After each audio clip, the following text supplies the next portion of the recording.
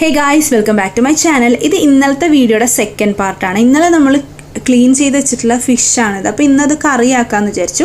അപ്പോൾ തേങ്ങാപ്പാൽ ഒഴിച്ചിട്ടുള്ള ഒരു മീൻകറി വെക്കാനാണ് വിചാരിക്കുന്നത്. തേങ്ങ അരച്ച് എപ്പോൾ വെച്ചാലും അത് ഫ്ലോപ്പ് ആവാറുണ്ട്. അപ്പോൾ ഇന്ന് വിചാരിച്ചു തേങ്ങാപ്പാൽ വെച്ചിട്ട് ചെയ്താൽ എങ്ങനെ ഉണ്ടാവുമെന്ന്. അതിനുവേണ്ടി ചട്ടിയിലേക്ക് വെളിച്ചെണ്ണ ഒഴിച്ചു. വെളിച്ചെണ്ണ മൂത്ത് വരാനൊന്നും വെയിറ്റ് ചെയ്തില്ല. അപ്പോൾ തന്നെ ചതച്ച് വെച്ച ഉള്ളിയും ഇഞ്ചിയും 2 പച്ചമുളകും കൂടിയാണ് എടുത്തിട്ടുള്ളത്. ഉള്ളി ഒരു 5-6 ഞാൻ എടുത്തിട്ടുണ്ട്. എന്നിട്ട് അത് ജസ്റ്റ് ഒന്ന് സോട്ടേ ചെയ്തു എന്ന് വെച്ചാൽ ഒത്തിരി വഴറ്റിയൊന്നും കൊടുത്തൊന്നും ഇല്ല. അത്ര നിറം മാറാനൊന്നും വെയിറ്റ് ചെയ്യും അങ്ങനെയൊന്നും വേണ്ട. എന്നിട്ട് അതിനകത്തേക്ക് കുറച്ച് ആവശ്യത്തിനുള്ള മുളക് പൊടിയും മഞ്ഞൾപ്പൊടി ഇടുക. എന്നിട്ട് ജസ്റ്റ് ഒന്ന് സോട്ടേ ചെയ്യുക. അത് എന്താ പറയുക, നിറം മാറാനോ മൂപ്പിച്ചെടുക്കാനോ ഒന്നും വെയിറ്റ് ചെയ്യണ്ട. എന്നിട്ട് 2 പാൽ ഒഴിക്കുക. എന്നിട്ടൊന്ന് മിക്സ് ചെയ്ത ശേഷം തിളയ്ക്കാൻ വെക്കുക.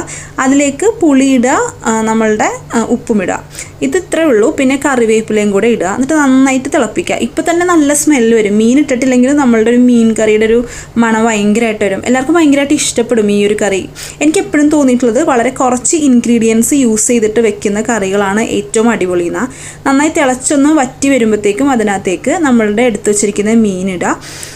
എപ്പോഴും ഒത്തിരി ഇൻഗ്രീഡിയൻസ് യൂസ് ചെയ്തിട്ടുണ്ടാക്കുന്ന കറികൾക്ക് ആ ഉപയോഗിച്ചേക്കുന്ന പൊടികളുടെയോ അതിൻ്റെയൊക്കെ ടേസ്റ്റ് ആയിരിക്കും. നമ്മൾ ഇപ്പം മീന വെക്കുന്നെങ്കിൽ മീനിൻ്റെ രുചി കുറവായിട്ട് എപ്പോഴും എനിക്ക് തോന്നിയിട്ടുണ്ട്. അപ്പോൾ നന്നായിട്ട് ഇളക്കിയിട്ട് ഒന്നും കൂടെ ഞാൻ അടപ്പത്ത് വെക്കുകയാണ്. ഇത് നന്നായി തിളച്ച് വറ്റി വരണം. നന്നായി തിളച്ച് വറ്റി വന്നു കഴിയുമ്പോഴത്തേക്കും നമുക്ക് 2 പാൽ ഒഴിക്കാൻ പറ്റും. ഇപ്പോൾ നന്നായി തിളച്ചു. ഇനി കുരുമുളക് വേണമെങ്കിൽ ഇടാം കേട്ടോ. ഞാൻ കുരുമുളക് പൊടി യൂസ് ചെയ്തിട്ടില്ല. അപ്പോൾ 2 പാൽ ഞാൻ ഒഴിച്ചു കൊടുക്കുകയാണ്. അതിൻ്റെ കൂടെ തന്നെ കോക്കനട്ട് ഓയിലും കൂടെ ഒഴിക്കുന്നുണ്ട്. അത് ഓപ്ഷണലാണ്. ശരിക്കും പറഞ്ഞിട്ടുണ്ടെങ്കിൽ വെളിച്ചെണ്ണ ഇങ്ങനെ ഒഴിക്കുന്നത് ടേസ്റ്റ് ബാലൻസ് ചെയ്യാനാണെന്ന് തോന്നുന്നു.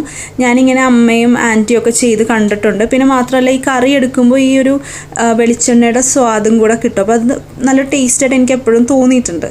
പിന്നെ അടുത്തതായിട്ട് ചെയ്യാൻ പോകുന്നത് നമ്മൾ തന്നെ ക്ലീൻ ചെയ്തിട്ടുള്ള ഡക്കാണ്. ഇതിപ്പം കഴിഞ്ഞ ദിവസം ഇന്നലെ നമ്മളതെല്ലാം ക്ലീനൊക്കെ ചെയ്തപ്പോഴത്തേക്കും ശരിക്കും യൂസ് ചെയ്യാൻ തന്നെ പറ്റുമോ അല്ലെങ്കിൽ വേസ്റ്റായി പോകുമോ എന്നൊക്കെ വിചാരിച്ചാൽ ചെയ്തത്. പക്ഷേ ഞങ്ങൾ വിചാരിച്ചതിനേക്കാളും നന്നായിട്ട് ഞങ്ങൾക്കത് ചെയ്യാൻ പറ്റി. എനിക്കെപ്പോഴും ഡക്ക് റോസ്റ്റിൽ മെയിനായിട്ട് തോന്നിയിട്ടുള്ളൊരു കാര്യം എന്ന് വെച്ചാൽ മല്ലിപ്പൊടിയാണ്. മല്ലിപ്പൊടി ഇതിനൊരു പ്രത്യേക ടേസ്റ്റ് തന്നെ കൊണ്ടുവരും. ഇതിനൊക്കെ പൊടികളുടെ കണക്കൊന്നും എൻ്റെ അടുത്ത് ചോദിക്കരുത്. എനിക്ക് കാണുമ്പോൾ ഇത് മതിയെന്ന് തോന്നുന്ന വരെയാണ് അതിൻ്റെ ഒരു കണക്ക്. കൃത്യമായിട്ടുള്ള കണക്കൊന്നും പറയാൻ എനിക്കറിയില്ല. ഞാൻ മല്ലിപ്പൊടിയും കുരുമുളക് പൊടിയും മഞ്ഞൾപ്പൊടിയാണ് ഇപ്പോൾ ഇട്ടത്. പിന്നെ ഇതിനകത്തേക്ക് ഇപ്പോൾ ഇട്ടുകൊണ്ടിരിക്കുന്നത് മസാലപ്പൊടിയാണ്. അപ്പോൾ കുറച്ച് ഇൻഗ്രീഡിയൻസ് മാത്രമേ ഉള്ളൂ. പക്ഷേ എന്നാലും റോസ്റ്റ് ആയതുകൊണ്ട് തന്നെ മസാലപ്പൊടികളൊക്കെ ഇത്തിരി അധികമുണ്ട്. ഇപ്പോൾ ഗരം മസാല ആട്ടോ ഞാൻ ഇട്ടത്. ഡക്ക് റോസ്റ്റിന് വേണ്ടി സെപ്പറേറ്റ് വേറൊരു മസാലയൊന്നും ഞാൻ ഉപയോഗിക്കാറില്ല. പിന്നെ മുളക് പൊടി ഇത് ഓപ്ഷണൽ ആട്ടോ. ഞാൻ അവിടെ ഇരുന്നത് കൊണ്ട് എടുത്തിട്ടു എന്ന് മാത്രം. എനിക്ക് റെഡ് കളറിൽ ഇരിക്കുന്നതൊന്നും ഇഷ്ടമല്ല ഈ ഡക്ക് റോസ്റ്റൊന്നും. പിന്നെ കുറച്ച് ഇഞ്ചി ഇട്ടിട്ടുണ്ട്. ഇഞ്ചിയും വെളുത്തുള്ളിയും കൂടെ ചതയ്ക്കോ അല്ലെങ്കിൽ അരിയോ അങ്ങനെ എന്ത് വേണമെങ്കിലും ചെയ്യാം.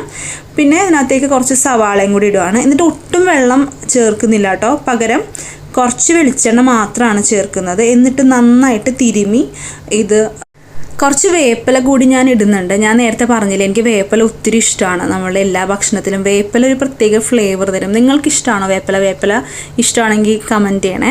എന്നിട്ട് കുറച്ച് എന്താ പറയുക വെളിച്ചെണ്ണ കൂടി ഒഴിച്ചിട്ട് നന്നായിട്ട് തിരുമുകയാണ്. ഈ തിരുമുന്നതിലെ ടേസ്റ്റ് എന്നൊക്കെ ആട്ടോ എല്ലാവരും പറയുന്നത്. എനിക്കറിയില്ല. എനിവേസ് ഇപ്പോൾ ഉപ്പും കൂടി ഇട്ടിട്ടുണ്ടായിരുന്നു.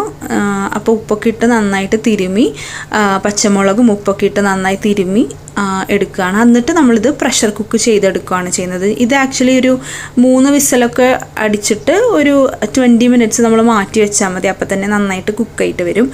അങ്ങനെ ഒരു 3 വിസിലൊക്കെ അടിക്കുന്നവരെ വെയിറ്റ് ചെയ്താൽ മതി.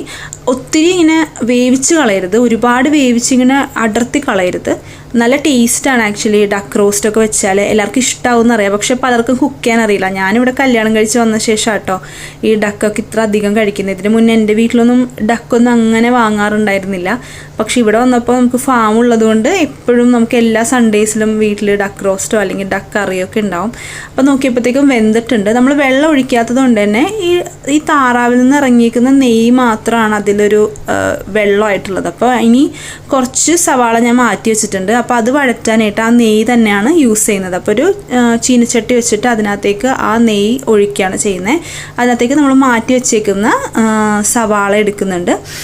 എന്നിട്ട് അത് നന്നായിട്ട് എന്താ പറയുക റോസ്റ്റ് ചെയ്തെടുക്കണം. സവാള ഒന്ന് കാരമലൈസ് ആവും എന്ന് പറയില്ലേ, ആ ഒരു ടേസ്റ്റ് ശരിക്കും ഈ ഒരു റോസ്റ്റിന് കിട്ടണം. നമ്മൾ നന്നായി സവാള യൂസ് ചെയ്തേക്കുന്നത് തന്നെ നല്ല ടേസ്റ്റ് ആയിരിക്കും ഈ ഡക്ക് റോസ്റ്റിന്. പിന്നെ കുറച്ച് കുരുമുളക് ഉപയോഗിക്കുന്നുണ്ട്. കുരുമുളക് ഇപ്പോൾ ഇടാൻ കാരണം എനിക്ക് കുറച്ച് എരിവ് കുറവായിട്ട് തോന്നി, കുറച്ചൊരു ടേസ്റ്റ് വേണം എന്ന് തോന്നി. അപ്പോൾ അതുകൊണ്ട് കുറച്ചും കൂടെ കുരുമുളക് ഇടുകയാണ്. ഇത് നന്നായി റോസ്റ്റ് ആവും, ഇതൊരു ബ്രൗണിഷ് കളറാവും. ആ സമയത്തേക്ക് ഒരു ഗോൾഡൻ ബ്രൗൺ ആ ഒരു കളർ ആകുമ്പോഴത്തേക്കുമാണ് നമ്മൾ ഇനി ബാക്കിയുള്ള കാര്യങ്ങൾ ചെയ്യുന്നത്. ശരിക്കും പറഞ്ഞിട്ടുണ്ടെങ്കിൽ എനിക്ക് അധികം കറികളിലും ചെറിയുള്ളി തന്നെയാണ് ഇഷ്ടം. പക്ഷേ ഈ ഒരു സംഭവത്തിൽ, അതായത് ചിക്കൻ ആണെങ്കിലും താറാവാണെങ്കിലും എന്താ പറയുക, സവാളയുടെ ടേസ്റ്റ് അബ്ബാരാട്ടോ. ഇത് നന്നായിട്ട് കാരമലൈസ്ഡ് ആയിട്ട് വന്നിട്ടുണ്ട്. എന്നിട്ട് അതിനകത്തേക്ക് നമ്മളിപ്പോൾ കുക്ക് ചെയ്ത് വെച്ചേക്കുന്ന താറാവിൻ്റെ പീസസ് എല്ലാം ഇടുകയാണ്. ഇതിൽ നന്നായിട്ട് മിക്സ് ചെയ്തിട്ട് ഒന്ന് വറ്റിച്ചെടുത്താൽ മാത്രം മതി. നല്ല അടിപൊളി താറാവ് റോസ്റ്റ് റെഡിയാണ്. എല്ലാവരും ഈ ഒരു റെസിപ്പി ട്രൈ ചെയ്ത് നോക്കിയിട്ട് എനിക്ക് കമൻറ്റ് ചെയ്യണേ. കാരണം എന്ന് വെച്ചാൽ ഞാനിപ്പോൾ ഷോർട്സിലൊക്കെ ഈ ഒരു റെസിപ്പി കാണിച്ചിട്ടുണ്ടെങ്കിലും ഇത്ര വിശദമായിട്ടൊന്നും ഞാൻ പറഞ്ഞിട്ടില്ല. അപ്പോൾ എല്ലാവരും ചോദിക്കും റെസിപ്പി ഒന്ന് പറഞ്ഞു തരുമെന്ന്. ഷോർട്സിൽ ഡീറ്റെയിൽ ആയിട്ട് ഇടാൻ പറ്റിയിട്ടില്ലല്ലോ. അപ്പോൾ ഇതൊരു ചിക്കൻ കറിയാണ്, ഇന്നലെ ലെൻറ്റ് ബ്രേക്ക് ചെയ്യാൻ വേണ്ടി ഉണ്ടാക്കിയതാണ്. അപ്പോൾ അത്രയേ ഉള്ളൂ ഗായ്സ്. അപ്പോൾ എല്ലാവരും സബ്സ്ക്രൈബ് ചെയ്യുക, വീഡിയോ ഇഷ്ടപ്പെട്ടെങ്കിൽ ഷെയർ ചെയ്യുക. Bye, love U.